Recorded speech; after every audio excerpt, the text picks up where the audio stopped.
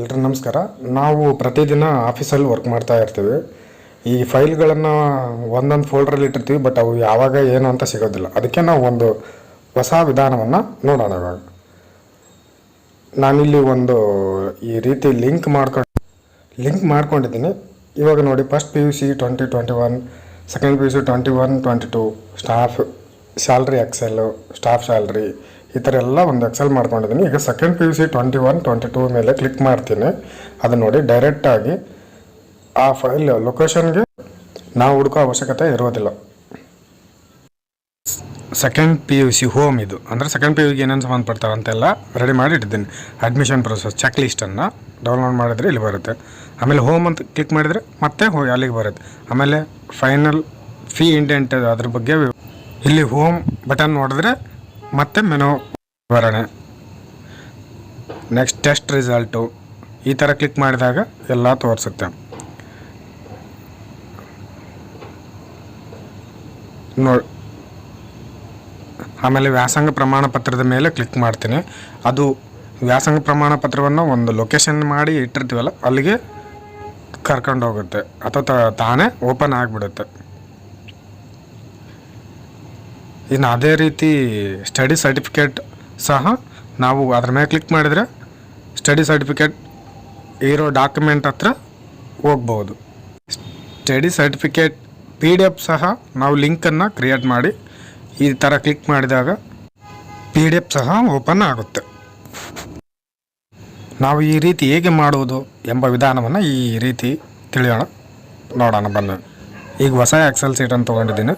ಇದರಲ್ಲಿ A1 drag ಮಾಡಿ ನಿಮ್ಗೆ ಎಷ್ಟು ಸ್ಪೇಸ್ ಬೇಕಲ್ಲ ಅಷ್ಟು ಕಾಲಮ್ಗಳನ್ನು ತಗೊಂಡು ಮರ್ಜ್ ಮಾಡಿ ನೆಕ್ಸ್ಟ್ ಇನ್ಸರ್ಟ್ ಟ್ಯಾಬ್ಗೆ ಹೋಗಿ ಅಲ್ಲಿ ಸೇಪ್ಸ್ ಇರುತ್ತಲ್ಲ, ಸೇಪ್ಸ್ ಮೇಲೆ ಕ್ಲಿಕ್ ಮಾಡಿ ನಿಮ್ಮ ಇದರಲ್ಲಿ ಯಾವುದು ನಿಮ್ಗೆ ಇಷ್ಟ ಆಗುತ್ತೋ ಅದನ್ನು ಸೆಲೆಕ್ಟ್ ಮಾಡಿ. ನಾನು ಮೇಲ್ಗಡೆದೊಂದು ಸೆಲೆಕ್ಟ್ ಮಾಡ್ಕೊತೀನಿ, ಅದನ್ನು ಡ್ರ್ಯಾಗ್ ಮಾಡ್ತೀನಿ. ಡ್ರ್ಯಾಗ್ ಮಾಡಿದಾಗ ಅಲ್ಲಿ ಕೆಲವಷ್ಟು ಕಲರ್ಗಳ ಆಪ್ಷನ್ ಬರುತ್ತೆ. ಅದರಲ್ಲಿ ನಿಮ್ಗೆ ಯಾವುದು ಇಷ್ಟ ಆಗುತ್ತೋ ಅದನ್ನು ಕ್ಲಿಕ್ ಮಾಡ್ಕೊಂಡು ಶೇಪ್ಗಳನ್ನು ರೆಡಿ ಮಾಡ್ಕೊಳ್ಳಿ.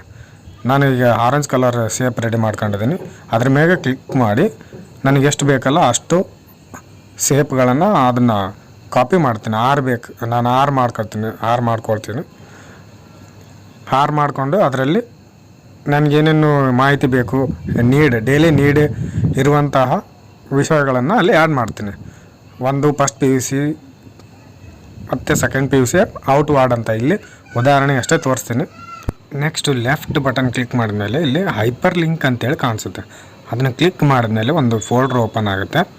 ನಿಮಗೆ ಎಲ್ಲಿ ಲೊಕೇಶನ್ ಸೇವ್ ಮಾಡಿರ್ತೀರಲ್ಲ ಅದರಲ್ಲಿ ಹೋಗ್ಬೇಕು. ನಾನು ಅಲ್ಲಿ ಡಾಕ್ಯುಮೆಂಟ್ಸ್ ಅಂತ ಕಾಣುತ್ತೆ ನೋಡಿ, ಅಲ್ಲಿ ಹೋಗಿ ಕ್ಲಿಕ್ ಮಾಡಿದರೆ ಡೆಸ್ಕ್ಟಾಪ್, ಡಾಕ್ಯುಮೆಂಟ್ಸ್, ಡೌನ್ಲೋಡ್ಸ್ ಈ ಥರ ಎಲ್ಲ ಆಪ್ಷನ್ಗಳನ್ನು ತೋರಿಸುತ್ತೆ. ಲೋಕಲ್ ಡಿಸ್ಕ್ DC ಈ ಥರ ಇರೋ ಆಪ್ಷನ್ಗಳಲ್ಲಿ ಕ್ಲಿಕ್ ಮಾಡಿದಾಗ ಅವುಗಳು ನಿಮ್ಮ ಲೊಕೇಶನ್ ಇರುತ್ತೆ. ನಾನು ಆಂಡ್ರಾಯ್ಡ್ ಯಲ್ಲಿ ಸೇವ್ ಮಾಡಿದ್ದೀನಿ. ಅದರಲ್ಲಿ MDRPU ಕಾಲೇಜ್ ಅಂತ ಐತಲ್ಲ, ಅದ್ರ ಮೇಲೆ ಕ್ಲಿಕ್ ಮಾಡಿದರೆ ಅಲ್ಲಿ ಕಾಲೇಜ್, ಆಮೇಲೆ ಕಾಲೇಜ್ ಇಯರ್ ಕ್ಲಿಕ್ ಮಾಡ್ತೀನಿ. ಆಮೇಲೆ 22-23, ಆಮೇಲೆ ಅಡ್ಮಿಷನ್ ಪ್ರೋಸೆಸ್ ಅಂತ ಐತಲ್ಲ ಅದ್ರ ಮೇಲೆ ಕ್ಲಿಕ್ ಮಾಡ್ತೀನಿ. ಇಲ್ಲಿ ನಾವು ಫಸ್ಟ್ ಇಯರ್ ಆ್ಯಡ್ ಮಾಡ್ಬೇಕಲ್ಲ, ಅದಕ್ಕೆ ಫಸ್ಟ್ PUC. ಆಮೇಲೆ ಫೈನಲ್ ಅಡ್ಮಿಷನ್ 21 ಫಸ್ಟ್ PU ಅಂತ ಐತಲ್ಲ ಅದ್ರ ಮೇಲೆ ಕ್ಲಿಕ್ ಮಾಡಿ ಓಕೆ ಕೊಡ್ತೀನಿ ಅಷ್ಟೇ.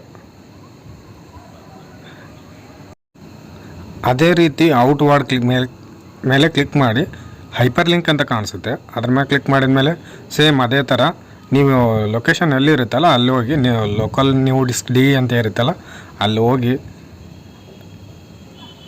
ಸೆಲೆಕ್ಟ್ ಮಾಡಿ ಔಟ್ವಾರ್ಡ್ 2023 ಅಂತ ಇರುತ್ತೆ, ಅದರ ಫೈಲ್ ಇರುತ್ತೆ. ಅದ್ರ ಮೇಲೆ ಕ್ಲಿಕ್ ಮಾಡಿ ಓಕೆ ಕೊಡಿ.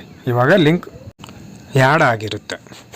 ಈಗ ನಾವು ಮಾಡಿದ ಕೆಲಸವನ್ನು ನೋಡೋಣ. 22 ಫಸ್ಟ್ PU ಸ್ಟೂಡೆಂಟನ್ನು ಕ್ಲಿಕ್ ಮಾಡಿದರೆ ಆ ಎಕ್ಸೆಲ್ ಎಲ್ಲಿ ಇರುತ್ತಲ್ಲ ಅಲ್ಲಿಗೆ ಆ ಲೊಕೇಶನ್ಗೆ ತಾನೇ ಓಪನ್ ಆಗುತ್ತೆ. ಅದೇ ರೀತಿ ನೀವು ಔಟ್ವಾರ್ಡ್ ಮೇಲೆ ಕ್ಲಿಕ್ ಮಾಡಿದರೆ ಆ ಔಟ್ವಾರ್ಡ್ ಇರುವಂತಹ ಲೊಕೇಶನ್ ತಾನೇ ಓಪನ್ ಆಗುತ್ತೆ.